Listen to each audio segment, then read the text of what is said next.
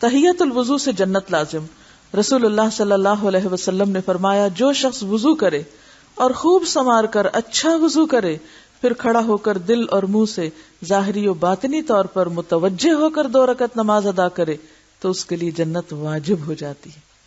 اگر جنت کا شوق ہو تو کسی دن اسی طرح عمل کیجئے. بیسیکلی تحیت الوضو کا مطلب ہی وضو کے نفل ہے کہ جب آپ نے وضو کیا ہو اس وقت آپ نفل پڑھیں. یہ نہیں کہ صبح آپ نے وضو کیا تھا اور دوپہر کو آپ نفل پڑھیں اور ان کو آپ تحیت الوضو کہیں. تحیت الوضو تازے وضو کے نفل ہے. ٹھیک ہے. حضرت ابو ہریرہ رضی اللہ عنہ بیان کرتے ہیں کہ رسول اللہ صلی اللہ علیہ وسلم نے نماز فجر کے وقت بلال رضی اللہ عنہ سے فرمایا اے بلال میرے سامنے اپنا وہ عمل بیان کرو جو تم نے اسلام میں کیا یعنی مسلمان ہونے کے بعد کیا اور جس پر تجھے ثواب کی بہت زیادہ امید ہے کیونکہ میں نے اپنے آگے جنت میں تیری جوتیوں کی آواز سنی ہے. بلال رضی اللہ عنہ نے عرض کیا میرے نزدیک جس عمل پر مجھے ثواب کی بہت زیادہ امید ہے وہ یہ ہے کہ میں نے رات یا دن میں جب بھی وضو کیا تو اس وضو کے ساتھ جس قدر نفل نماز میرے مقدر میں تھی ضرور پڑھی یعنی نوافل کی کثرت اور جتنی اللہ کو منظور اتنی پڑھ لیتا ہوں. اس میں پتہ کیا بات ہے وہ یہ بتانے کے ساتھ بھی نہیں بتانا چاہتے تھے کہ وہ کیا کیا کرتے ہیں کیونکہ آپ کو پتہ ہے کہ ایک عمل جو آپ کے اور اللہ کے بیچ میں ہوا ہو راز والی بات اور اس راز میں کوئی شریک نہ ہو اس کا لطف اور ہے نا. دوست کے ساتھ رازداری کا لطف ہے کوئی لطف ہوتا بہت ہوتا ہے نا. اللہ تعالیٰ کو ہم اپنا دوست کہتے ہیں نا یا ہم چاہتے ہیں اللہ ہمیں بھی دوست بنا لے جیسے ابراہیم علیہ السلام کو اللہ نے دوست بنایا. تو وہ جو ایک رازداری والی بات ہوتی ہے نا کہ کام کر کے پھر کسی کو بھی پتہ نہ چلنے دینا حتیٰ کہ اپنے سگے ماں باپ کو بھی پتہ نہ چلنے دینا.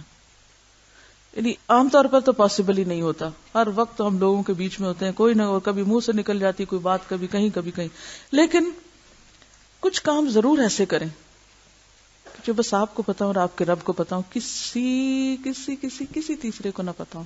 راز والے کام. ٹھیک ہے. اب آپ اپنی ڈائری میں آج کا کیا کر سکتے لکھ سکتے راز والے کام بس اتنا صحیح لکھ. کوئی اور پڑھے گا تو وہ کہے گا وہ کون سے ہیں. اچھا راز والے کام. اچھا راز والے کام ہو گئے کیونکہ ہوتا پتہ کیا ہے جو ہی ہم کوئی اچھا سا کام کر لیتے ہیں نا شیطان ہمارے پیچھے لگ جاتا ہے. وہ پہلے ہمیں اس درجے پہ لاتا ہے اچھا کسی کو بتا دو منہ سے نکلواتا ہے. اب نکال بیٹھتے ہیں اب چونکہ ہم ایکسپوز ہو گئے اب اس کے لیے حملہ آسان ہو گیا. اب اس کے ساتھ ہماری نیت خراب کرتا ہے کہ تعریف ہونی چاہیے اب تمہاری تعریف کی طلب ہوتی. اچھا تعریف کسی نے کی نہیں پھر ہم تھوڑے سے اندر ہی اندر گھٹنے لگتے ہیں. شاباش ہی نہیں ملی میں نے تو سارا لان صاف کر دیا کسی نے مجھے شاباش ہی نہیں دی. پتہ ہی نہیں چلا کسی کو میں نے کیا کیا. کیا فائدہ کوئی ضرورت نہیں. ہمارا دماغ خراب نہیں کہ روز ایسے کام کیا کریں. کوئی راہ جاتے ٹشو اٹھا لیا کسی نے دیکھا ہی نہیں میں ٹشو اٹھایا کسی نے شاباش ہی نہیں دی. تو یہ جو بات ہے نا راز والے کام اللہ تعالیٰ بس آپ دیکھ رہے ہیں نا اور میں یہ آپ کے لیے کام کر رہی ہوں میں نے بتانا بھی کسی کو نہیں کہ میں نے کیا. یہ آپ کو ایسی خوشی دے گا اگر آپ اس میں کامیاب ہو جائیں ایسی ایمان کی لذت اور حلاوت نصیب ہوگی کیونکہ دا مومنٹ آپ ڈھکن اٹھاتے ہیں تو گرد پڑنے لگتی مکھی آ جاتی ہے اور وہ چیز اتنی صاف نہیں رہتی. بالکل ایسے ہی جیسے ایک چیز پوری طرح ریپ کی ہوئی ہے اور محفوظ ہے اور ایک چیز کھلی ہوئی ہے تو کھلی ہوئی چیز بہرحال خطرے میں ہے. کھلا ہوا عمل اگرچہ اس کا ایک فائدہ ہے کہ کوئی اور دیکھ کے بھی ہمیں کر لے لیکن ہمارے دل میں نہ ہو اور نہ ہمیں پتا چلنے کی خواہش ہو کہ کسی کو پتا چلا. جب آپ کے کسی عمل سے لوگوں کو فائدہ پہنچتا ہے اور لوگوں کو یہ پتہ ہی نہیں ہوتا کیا کس نے تو پھر آپ کے اور رب کا معاملہ ہوتا ہے نا وہ اتنی خوشی سی اندر آنے لگتی ہے کہ الحمدللہ اللہ نے مجھے توفیق دی اور مجھ سے یہ کام لے لیا اور پھر اس پر بھی شکر اللہ کا. ٹھیک ہے. دیکھیں جتنا انسان اونچا جاتا ہے نا اتنا ہی مصیبت میں پڑتا جاتا ہے. دیکھیں آپ طالب علم میں بڑے امن میں میں یہاں ہوں میں بڑے خطرے میں ہوں بہت سخت خطرے میں ہوں میں یہاں بیٹھ کے.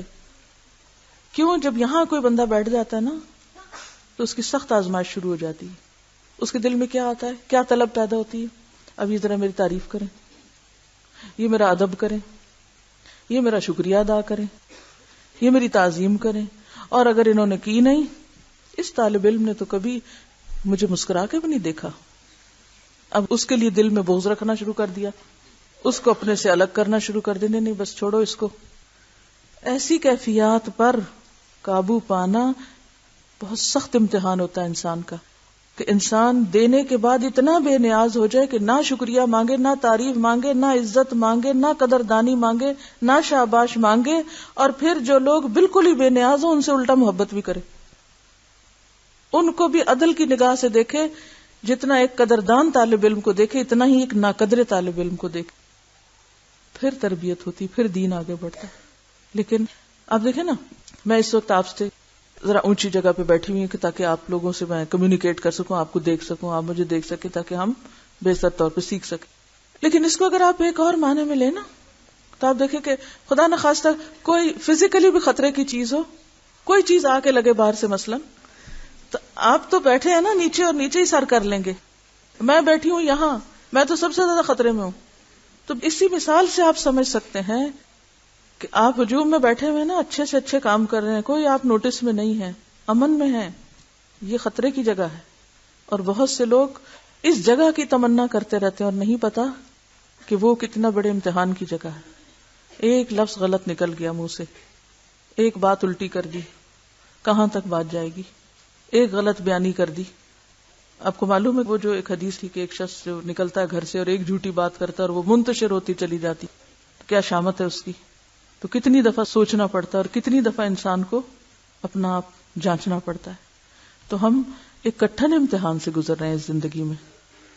تو جو نیکی کی توفیق ہو جائے اس پر شکر کیا کریں اور تھوڑا سا پڑھ بھی لیا کریں. ایک وضو سے کئی نمازیں. حضرت برادہ رضی اللہ عنہ سے روایت ہے کہ فتح مکہ کے دن رسول اللہ صلی اللہ علیہ وسلم نے کئی نمازیں ایک وضو سے پڑھی اور موضوع پر مسح بھی کیا.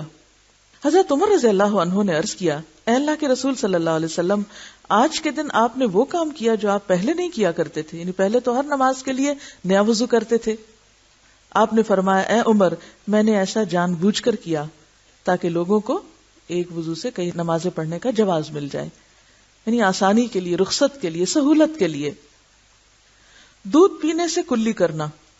بے شک رسول اللہ صلی اللہ علیہ وسلم نے دودھ پیا پھر کلی کی اور فرمایا اس میں چکنائی ہے، کیونکہ وہ میں چپ چپ ہو جاتی ہے نا، تو پھر جب آپ نماز پڑھیں قرات کریں تو اس میں آپ کی قرات درست نہیں ہوتی.